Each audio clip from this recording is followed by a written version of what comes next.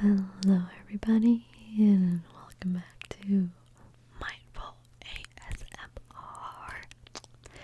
I can't believe it's already December. I know everybody says this, but 2019 just flew by, flew by, flew by, flew by, flew by, flew by, flew by, flew by, flew by.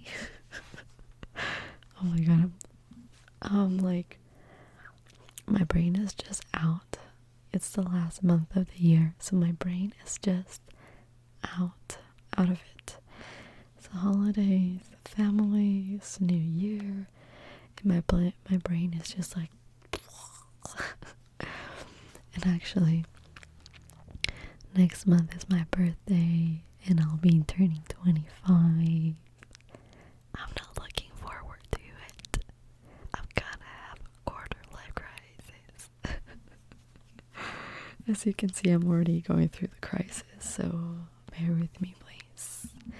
Anyway, that's besides the point of the video today, because today... Sorry, I'm just moving a cable here. It's bothering me.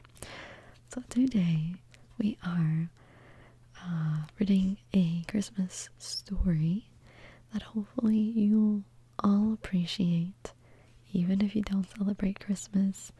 It's just a nice holiday story, and it was the only one I could find that wasn't like uber short or uber long. So that's the one that I'm going with tonight. So grab a blanket, a hot beverage, and let's begin the video. I'm gonna be using my trusted phone to read the story today. And I'm gonna move this cable once again, because it just keeps moving and making weird noises that are annoying me. And hopefully they're not annoying you, but I'm too self-aware. Alright. So, where is that story at? Oh, yes, I sent it to myself. And it's on my WhatsApp somewhere. Okay, here it is. Nice. Okay, so the story that we're reading tonight is called The Shoemaker and the Elves. And it's a fairy tale by the Grimm brothers. So, you gotta thank them for basically a lot of Disney movies and kid movies in general. Okay, I'm just gonna get started because I've been rambling for 3 minutes straight and I still haven't started reading the story. Okay. A shoemaker, through no fault of his own, had become so poor that he had only leather enough for a single pair of shoes. He cut them out one evening, then went to bed intending to finish them the next morning. Having a clear conscience, he went to bed peacefully. I'm sorry, I read that word wrong. Conscience.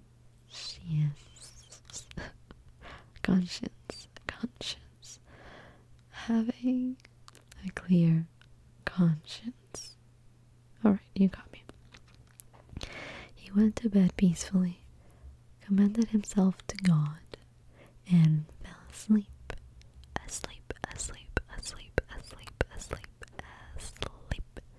The next morning, after saying his prayers, he was about to return to his work when he found the shoes on his workbench completely finished. Amazed, he did not know what to say. He picked up the shoes in order to examine them more closely. They were so well made that not a single stitch was out of place, just as if they were intended as a masterpiece. A customer soon came by, and he liked the shoes so much that he paid more than the usual price for them.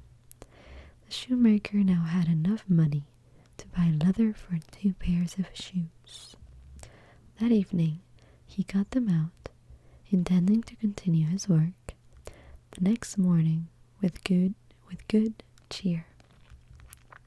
But he did not need to do so, because when he got up, they were already finished. Customers soon bought them, paying him enough that he now could buy leather for 4 pairs of shoes. Early the next morning, he found the 4 pairs finished, and so it continued.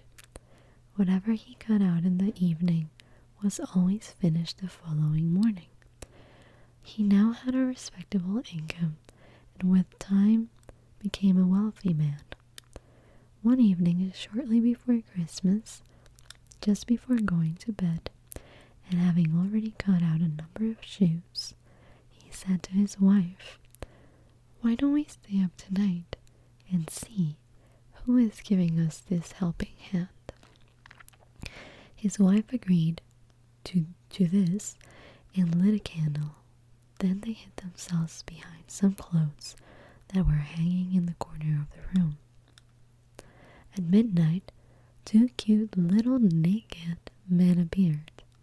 Sitting down at the workbench, they picked up the cut-out pieces and worked so unbelievably quick and nimbly that they amazed the shoemaker, and the amazed shoemaker could not take his eyes off of them. They did not stop until they had finished everything. They placed the completed shoes on the workbench, then quickly ran away. The next morning, the wife said, "The little men have made us wealthy. We must show them our thanks. They are running around with nothing on, freezing. Do you know what?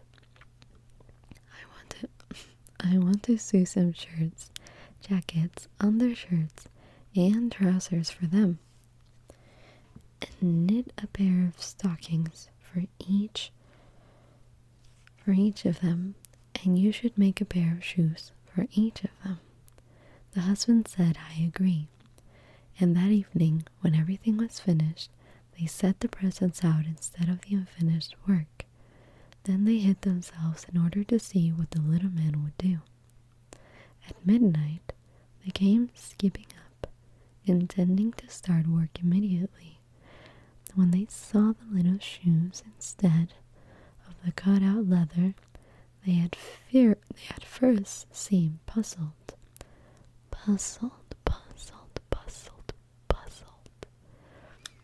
But then delighted. They quickly put them on, then stroking the beautiful clothes on their bodies, they sang, Are we not boys, neat and fine? No longer cobblers shall we be."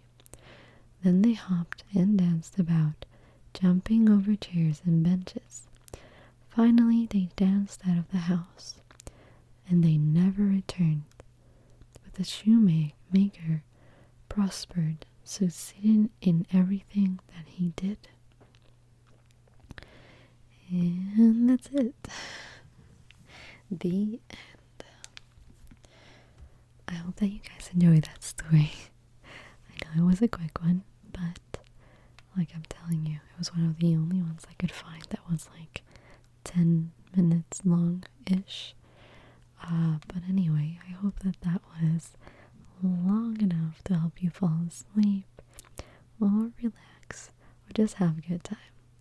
So I thank you so much for joining me today, and I wish you all happy holidays.